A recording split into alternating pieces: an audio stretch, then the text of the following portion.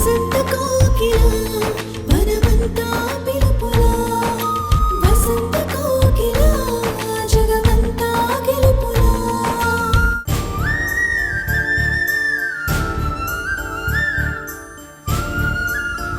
సంధ్య ఈ జ్యూస్ తాగు. వద్దండి. కొంచెం తాగు సంధ్య, తాగు. ఇంకా చాలండి. పెయిన్ తగ్గిందా? లేదంటే హాస్పిటల్కి వెళ్దామా? ఇప్పుడు బాగానే ఉందండి. ఎందుకైనా మంచిది సంధ్య, ఈవినింగ్ ఒకసారి హాస్పిటల్కి వెళ్దాం. సరేనండి. కడుపు మీద దెబ్బ పడింది, అబోషన్ అవుతుందనుకుంటే సింపత్తి వల్ల మావయ్యకి ప్రేమ పెరిగిపోతుంది. అది చూడలేకపోతున్నాను. దిగండ్రా.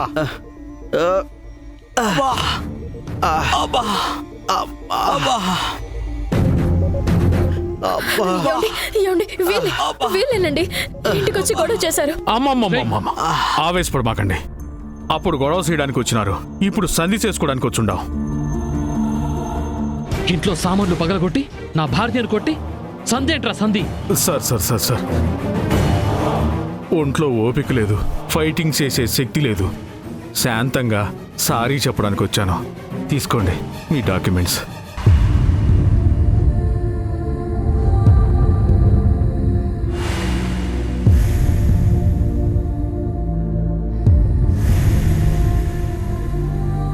చిన్న డీలింగ్ విషయమై నా మనుషుల్ని మీ ఇంటికి పంపించుండాను, గలాటా చేయించుండాను. డాక్యుమెంట్ నా చేతికొచ్చి నాకు తెలిసినది మీరు ఎంత గొప్ప మనిషో, మీ వెనుకున్న పవర్ ఏందో. దెబ్బ పడితే కానీ బుద్ధి రాదు అన్నట్టు మీ గురించి తెలియక టెండర్ విషయంలో జోక్యం చేసుకుంటాను. మీరు తలుచుకుంటే నేను నా దందా రెండు అర్ధాంతరంగా ఆగిపోతాయని అర్థమైనది. ఈ దినం నుండి మీ జోలికి నేను రాను. కానీ మీకు ఎప్పుడు ఏ అవసరం ఉన్నా ఈ సిద్ధప్ప లాంటి ఫ్రెండ్ ఉన్నాడని మర్చిపోకండి. అమ్మా, మా వాళ్ళు చేసిన తప్పుకే నేను సారీ చెప్తున్నాను. నీ ఆరోగ్యం జాగ్రత్త అమ్మా. సారీ మేడం, సారీ అమ్మా. సార్, ఈ సిద్ధప్పని మర్చిపోకండి సార్. ఫ్రెండ్షిప్ జిందాబాద్, ఫ్రెండ్షిప్ జిందాబాద్, ఫ్రెండ్షిప్ జిందాబాద్, ఫ్రెండ్షిప్ జిందాబాద్. మామయ్య, నువ్వు ఇంత గ్రేట్ అని నాకు తెలీదు. ఫ్యాక్షన్ సినిమాలో హీరోకి ఇంటర్వెల్ సీన్ లో ఎంత ఎలివేషన్ ఉంటుందో ఆ రౌడీ మాటలు వింటుంటే అలానే అనిపించింది. ఆ రౌడీ గాడు సారీ చెప్పడం, ఫ్రెండ్షిప్ చేస్తాననడం, నువ్వు నిజంగా హీరోవి మామయ్య.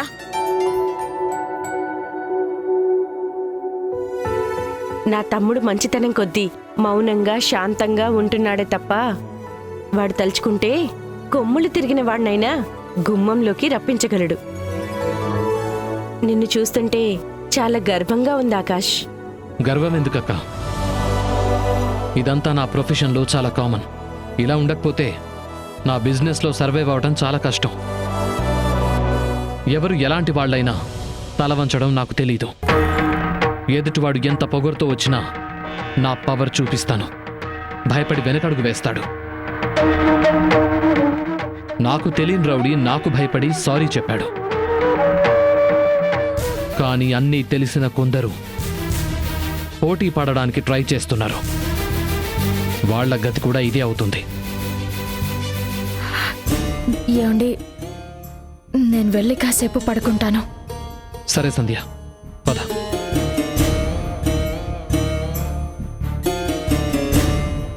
పద వెళ్దాం.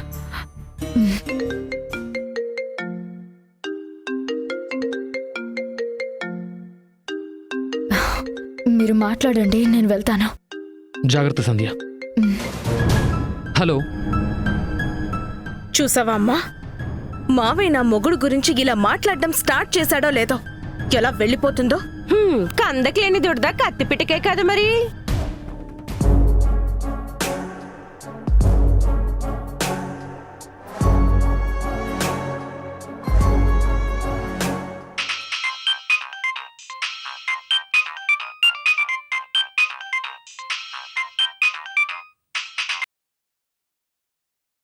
హలో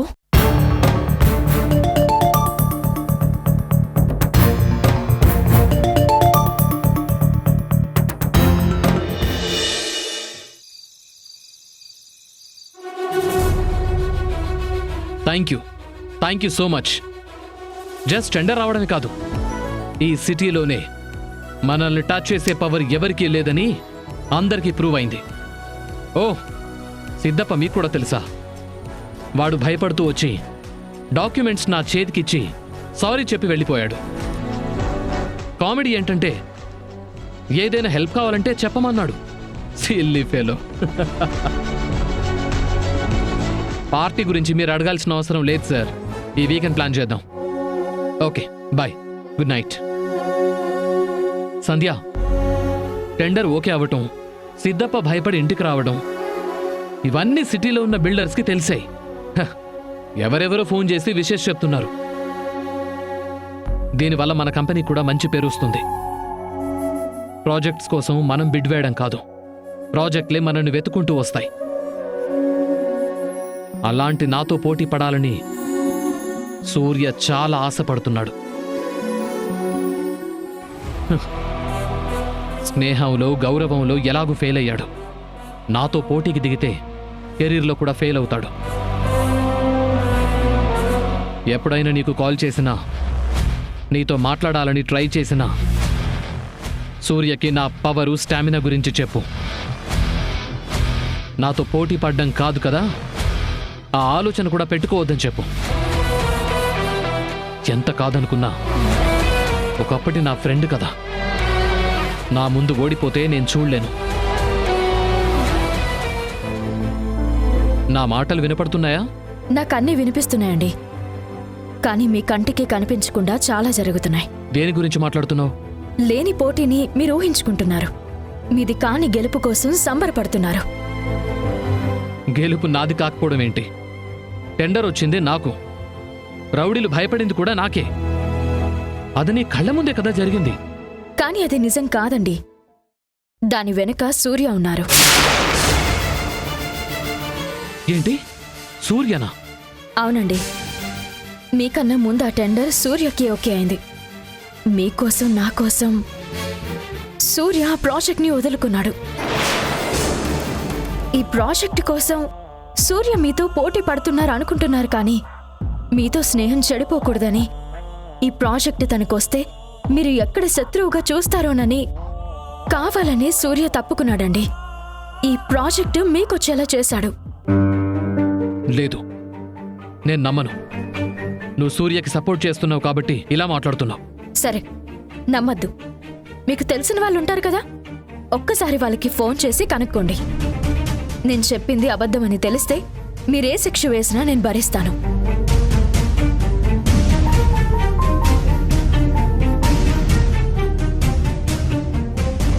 హలో, మనకు ప్రాజెక్ట్ ఓకే అయింది కదా, దానికోసం సూర్య కంపెనీ నుంచి బిడ్డింగ్ వచ్చిందా? మీరు చెప్పేది కరెక్టేనా? క్రాస్ చెక్ చేసుకొని చెప్పండి. Okay, thank you. నిజమేంటో ఇప్పటికైనా తెలిసిందా? సూర్య మీకు ఎలాంటి బెస్ట్ ఫ్రెండో నాకు కూడా అంతేనండి. మీరిద్దరూ కలిసి ఉంటే మీకన్నా ఎక్కువ సంతోషించేది నేనే. ఆ స్వార్థంతోనే మాట్లాడుతున్నాను తప్ప నాకు ఆయనేమీ ఎక్కువ కాదు. గుడ్డిగా సపోర్ట్ చేయాల్సిన అవసరము నాకు లేదు.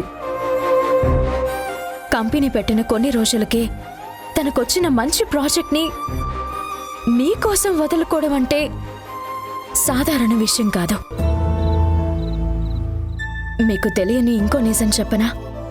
ఈరోజు సిద్ధప్ప మీ ముందు చేతులు కట్టుకుని సారీ చెప్పడానికి కారణం కూడా సూర్యనే. సూర్యనా? అవును. బెస్ట్ ఫ్రెండ్ ఇంటి మీద రౌడీలొచ్చి దాడి చేసి అతని వైఫ్ని గాయపరిస్తే క్షణం ఆలోచించకుండా చావుకి భయపడకుండా వెళ్ళాడు సూర్య. అలాంటి మనిషిని, అంత గొప్ప స్నేహాన్ని ఇన్ని రోజులు మీరు అపార్థం చేసుకున్నారు. మీకు మీ అక్క మేనకోడలంటే ప్రేమ ఉండొచ్చు, వాళ్ళ బాగు కోరే బాధ్యత అవ్వచ్చు, కానీ అంతకన్నా గొప్పది మీ స్నేహబంధం అండి. అది మర్చిపోయి వాళ్ళిద్దరూ ఏం చెప్పినా అదే నిజమని నమ్ముతున్నారు. ఆఖరికి నా మీద కూడా నమ్మకం దూరం అవుతుందని చెప్పడం కరెక్ట్ కాదండి. తన స్నేహాన్ని శత్రుత్వంగా చూస్తున్నారని సూర్య నేను ఇద్దరం చాలా బాధపడుతున్నాం. సూర్య ఇంటికి దూరమైన ప్రతి విషయంలో మీకు మేలు చేస్తున్నారు. మీరు ఒక భర్తగా నన్ను ఎంత ప్రేమిస్తున్నారో సూర్య ఒక ఫ్రెండ్గా, పుట్టింటి మనిషిగా అంతే అభిమానం చూపిస్తున్నారు. ఆ స్నేహాన్ని ఇంట్లో వాళ్ళు అర్థం చేసుకోకపోయినా పర్లేదు, కానీ మీరు కూడా అపార్థం చేసుకుంటే ఎలా చెప్పండి? ప్రతి మనిషికి బంధువులు ఉంటారు, కానీ ప్రాణమిచ్చే స్నేహితులు దొరకడం చాలా అరుదు. సూర్య లాంటి ఫ్రెండ్ని దూరం చేసుకోకండి.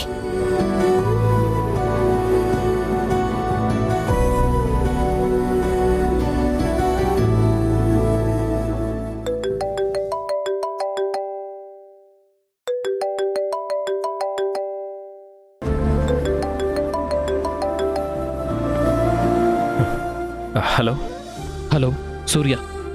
ఆకాష్, సారీ సూర్య, నీ విషయంలో చాలా పొరపాటు చేశాను. నిన్ను ఇంట్లోంచి బయటకు గెంటి శత్రువులా చూస్తుంటే నువ్వు మాత్రం ఎక్కడున్నా నా మేలునే కోరుకుంటున్నావు. సడన్గా ఏమైంది ఆకాష్? ఎందుకు ఇలా మాట్లాడుతున్నావు? ఈ మాటలు ఎప్పుడో చెప్పాల్సినవి, కానీ ఆలస్యమైంది సూర్య. ఎవరు చెప్పారు?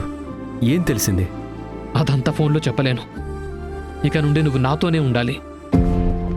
నువ్వు, నేను, సంధ్య ముగ్గురం బెస్ట్ ఫ్రెండ్స్లా కలిసి ఉందాం. ఈ మాటలు వింటుంటే చాలా హ్యాపీగా ఉంది ఆకాష్. ఎన్ని రోజుల నుంచి వెయిట్ చేస్తున్నానో తెలుసా? సంధ్య కూడా. ఇంకేం మాట్లాడొద్దు. నువ్విప్పుడు ఎక్కడున్నావు? ఇంట్లో బోరింగ్గా ఉంటే అలా బయటకు వచ్చాను. అయితే ఇంటికొచ్చేయి. ఇప్పుడు కాదు ఆకాష్, మార్నింగ్ వస్తాను. సరే సూర్య, తప్పకుండా రా. నీతో చాలా విషయాలు మాట్లాడాలి. Sure Akash, bye. Good night సూర్య.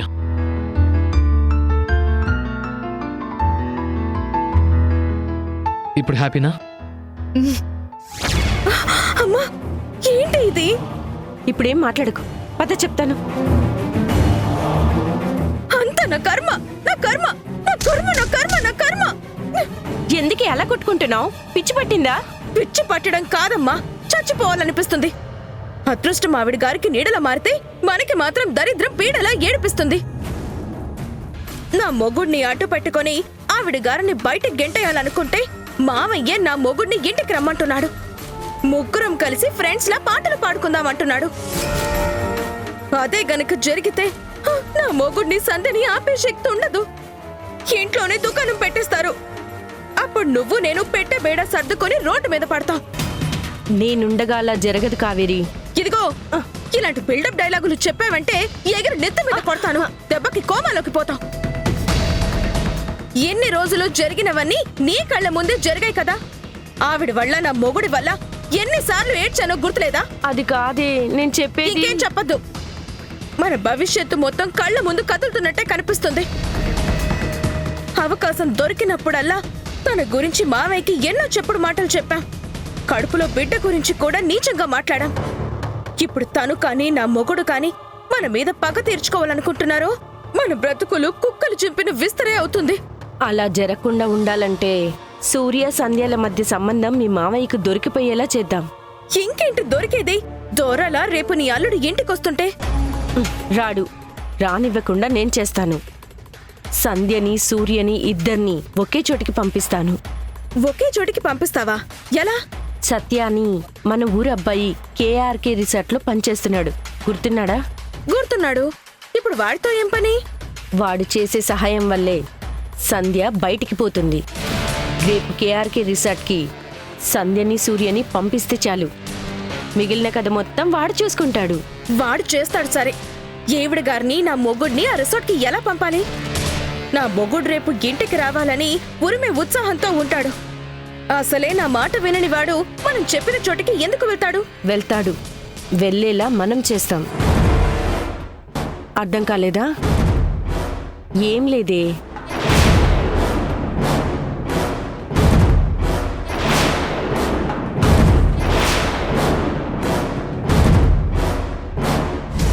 అప్పుడు నీ మొగుణ్ణి వాడి పెళ్ళాన్ని ఒకే చోట చూసి మీ మామయ్యకి గుండె బద్దలైపోతుంది. సంధ్య శాశ్వతంగా ఈ ఇంటికి మీ మామయ్యకి దూరం అయిపోతుంది. అమ్మా, నీ టాలెంట్ తెలియక చాలా తక్కువ చేసి మాట్లాడాను. అవేవి మనసులో పెట్టుకోకు. కన్న తల్లిని, కూతురు కోపాన్ని, కోపంలో వచ్చే మాటలని నాకు తెలుసు. నిజంగా నీలాంటి తల్లి ప్రతి కూతురికి ఉంటే కాపురాలు కూలవు, శత్రువుల నీడలు కూడా దరిచేరవు. రేపు తెల్లారగానే ఆవిడ గారి బ్రతుకు తెల్లారిపోతుందన్నమాట.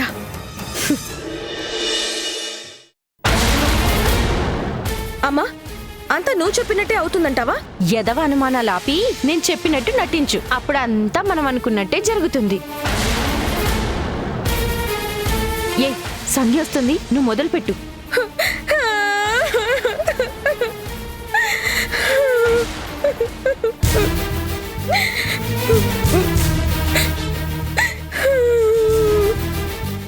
అంతా అయిపోయాక ఇప్పుడెందుకు ఏడుస్తున్నావు? నీ మొహం చూస్తుంటేనే అసహ్యం వేస్తుంది. నలుగురికి తెలిస్తే మన పరువేం కావాలి, నీ కాపురం ఏం కావాలి? మీ మావయ్య గారిని తెలిస్తే ఇక నువ్వు నేను ఊరేసుకొని చావాలి. ముదరాష్ట్రబ్దానా. అమ్మా, కన్న తల్లివై ఉండి కూడా నువ్వు అర్థం చేసుకోకపోతే ఇక నన్నెవ్వరు అర్థం చేసుకుంటారు? ఏం జరిగిందో తెలిసి కూడా నాదే తప్పన్నట్టు మాట్లాడితే నేనేం చేయాలమ్మా? తప్పెవరిదైనా జరిగే నష్టం మనకేనే. ఆ నష్టం భరించకూడదంటే నుయ్యో గొయ్యం చూసుకోవడం మంచిది. నాకు ప్రాణం పోసిన పాపానికి నీ ప్రాణం కూడా తీసుకోవడం ఎందుకు? నన్నొక్కదాన్నే చావనివ్వు. బ్రతికున్నంత కాలం బాధపడ్డం కన్నా, నలుగురు చూసి నన్ను నవ్వుతూ నీచంగా మాట్లాడటం కన్నా నాకు చావే సుఖం. కావేరి, కావేరి, కావేరి.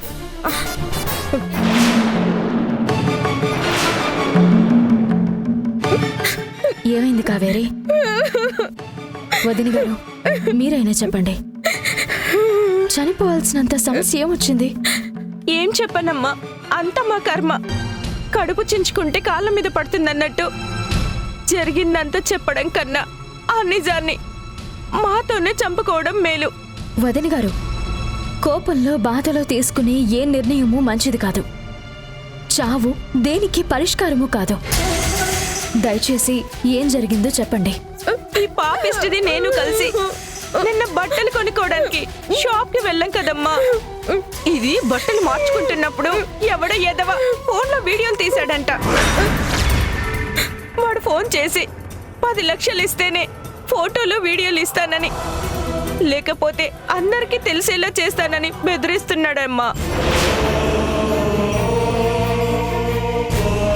పోలీసులకు కానీ చెప్తే పోస్టర్లు వేసి ఊరంతా అంటించి పరువు తీస్తానని భయపెడుతున్నాడమ్మా. ఎవడు వాడు? వాడి పేరు, ఫోన్ నెంబర్ ఏమైనా ఉందా? వాడి పేరు సత్య అని చెప్పాడత్తా.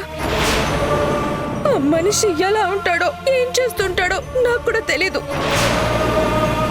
ఇవాళ సాయంత్రం 4 గంటల్లోగా 10 లక్షల డబ్బుతో కేఆర్కే రిసార్ట్స్ రూమ్ నెంబర్ 104లో ఉంటాను రమ్మన్నాడు. డబ్బు చేతికి అందగానే ఫోటోలు, వీడియోలో ఉన్న ఫోన్ ని ఇచ్చేస్తానని చెప్పాడు. చేతిలో 1000 రూపాయలు కూడా లేవు. అలాంటిది 10 లక్షలు. అది సాయంత్రం లోపు అంటే అది ఎలా ఇవ్వగలం? కుదరదు కాబట్టే చచ్చిపోతానని చెప్తున్నాను. పరువు పోయిన తరువాత ప్రాణాలుంటే ఏం లాభం? ఈ సమస్య నుండి నన్ను కాపాడడం ఎవరి వల్ల కాదు. అందుకే నీకు కూడా చెప్పకూడదు అనుకున్నానత్తా. ఊరుకోవే పిచ్చి తల్లి. ఎంత కాదనుకున్నా, కోపంలో తిట్టుకున్నా, నా తర్వాత సంధ్యే నీకు తల్లి లాంటిది. ఈ ఇంటికి ఉన్న ఏకైక ఆడదిక్కు. జరిగింది ఇంట్లో మగవాళ్ళకి చెప్పలేమమ్మా. అందుకేనమ్మా నీతో జరిగింది మొత్తం చెప్తున్నా. అసలు వాడికి కావేరి నెంబర్ ఎలా తెలుసు? అది రహస్యంగా ఫోటోలు వీడియోలు తీసేవాడికి ఫోన్ నెంబర్ కనుక్కోవడం పెద్ద కష్టమా చెప్పు? అత్త, వాడు చాలా క్రిమినల్ మైండెడ్. డబ్బు కోసం ఏదైనా చేయడానికి సిద్ధంగా ఉన్నాడు. కానీ నాకే సహాయం చేయడానికి ఎవరూ లేరు. అందుకే అమ్మ, నువ్వు జాగ్రత్తగా చూసుకో. నేను చచ్చిపోతాను, నేను పోతాను. కావేరి ఆగు. వద్దత్తా, నన్ను వెళ్ళనివ్వు. అంత డబ్బు ఎవరిస్తారు? నాకు ఎవరు సాయం చేస్తారు? నేను. సమస్య ఏంటో నాకు చెప్పారు కదా, నీకే కష్టం కలగకుండా నేను చూసుకుంటాను. ఏంటి సంధ్య నువ్వు మాట్లాడేది? వాడు అడిగింది 1,00,000 2,00,000 కాదు, 10 లక్షలు. అంత డబ్బు నువ్వెక్కడి నుండి తెస్తావమ్మా? నా దగ్గర కొంచెం డబ్బుంది, నగలు కూడా ఉన్నాయి. అవన్నీ కలిపితే 10 లక్షలు పైనే ఉంటుంది. మొత్తం తీసుకెళ్లి వాడి మొహాన్ని కొట్టి ఫోన్ తీసుకుంటాను. కావేరి, నువ్వు కూడా నాతో రా. అమ్మో, నేనా? వాడిని తలుచుకుంటుంటేనే భయంగా ఉంది. అలాంటిది అక్కడికంటే నా వల్ల కాదు. వదిన గారు, పోనీ మీరు రండి. సంధ్య, ఈ విషయం తెలిసినప్పటి నుండి నా కాళ్ళు చేతులు ఆడటం లేదు. గుండె పట్టేసినట్టు, కళ్ళు తిరుగుతున్నట్టు ఏదోలా ఉందమ్మా. ఇంత టెన్షన్తో నేను వస్తే అక్కడేదైనా జరగరాంది జరిగితే నా గుండె ఆగిపోతుంది, నా ప్రాణం పుట్టుకుమని పోతుంది. సరే, మీరిద్దరూ ఇంట్లోనే ఉండండి, నేనే వెళ్తాను. సరేనమ్మా.